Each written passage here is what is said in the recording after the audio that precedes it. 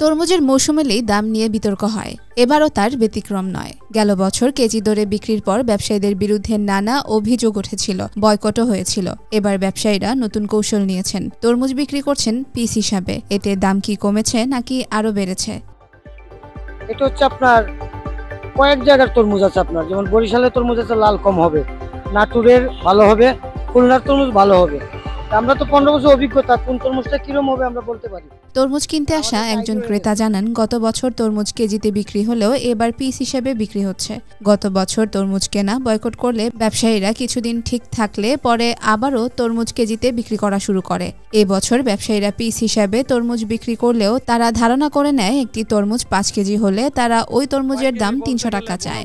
পাইকারি তো এগুলো লট কিনতে হয়, এখানে টালতে হয়, যাচাই করে কিনতে হয়, দাম দর করতে হয়, দাম দর হইলে তারপরে।